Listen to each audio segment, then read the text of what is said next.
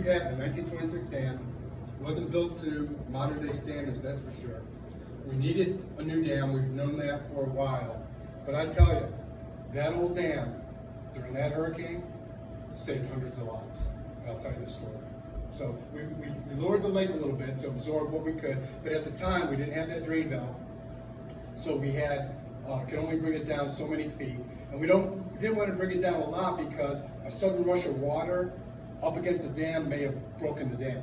So we had to balance how much we could absorb with not breaking the dam. So we brought it down a little bit, and what that did was it bought us about 2 hours, vital 2 hours. Because when the water started coming up, and I was down right there, and I was on top of the dam during the storm, when the water started coming up, it was coming up about 1 inch every 2 minutes. Okay, now this is a 720-acre lake, and you guys know you live on lakes. Okay, you know, yeah, the lakes fluctuate, but I'm talking a foot in like 20, 30 minutes. Okay, so that 6 feet or so gained us a couple hours. And we didn't know the dam is 1926. We didn't know if it was actually going to stay, but so we put out word: imminent danger. Right? Imminent failure. All right. What they did was from the Rocky Broad River Basin. The Broad River, just so you know, has about 3 branches, but it goes all the way and then merges with the Green River, Saluda River, and Columbia, South Carolina. So that whole Broad River Basin goes all the way to Columbia, South Carolina.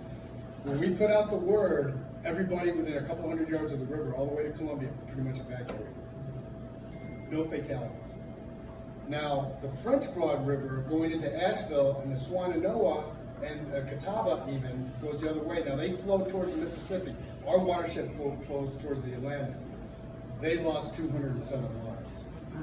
Rocky Broad River and Broad River Basin, 0. Why?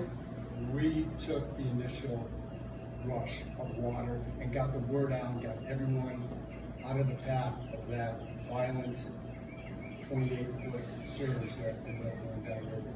So, in essence, our little dam took a hit, but saved lives. Okay, now I'm making the argument, hey, that was pretty good. We saved a lot of lives. How about building us a new dam? Save more lives.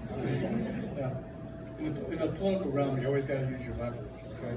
Now, what happened at the dam, the water came up, as I mentioned, and reached the top of the dam. Now, our dam, believe it or not, has archways, and they're at different levels. It's really designed to overtop. Overtop on the outside first, then it works its way towards the middle, highest arches that protects the hydroelectric. Okay, but the water is designed to go around the side. Now, we never wanted to do that because who knows with a 100-year-old dam how the archways are going to respond, but nothing we could do about it. We had no way of increasing the flow through the dam. So water came up and over the top. So at my house, and I sit right there at the dam, I watched pontoon boats, trailers, debris, everything go over the dam. Wow. Right? Go down. We still haven't found it. The other interesting thing too, everything that ended up in the river, we're like, God, there must be cars, boats, everything, and we are finding some of that, but almost, including bridges, almost everything was pulverized. You find a bit of a wheel, a bit of an axle, yeah, even big rocks too, just pulverized.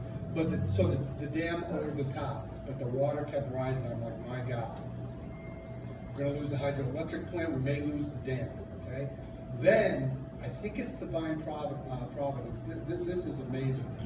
On the side, our dam is on bedrock. Good thing, didn't move an inch. But the abutments, the anchors on the outside, also on bedrock, they were covered over with aggregate or soil, just to kind of fill it in to support kind of clay walls that are on the side. All that busted out. So when the water came out along the sides, outside the abutments, the completely blew out, and just as much flow that was going over the dam broke out on the sides of the dam and did not destabilize it.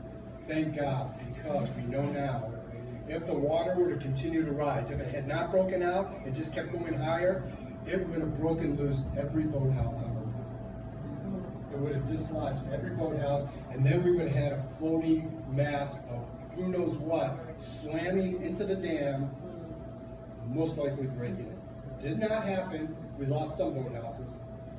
Some boathouses that needed to be You have those on Kiwi and everything. We got those warehouses. Right? Well, Storm took care of that for us.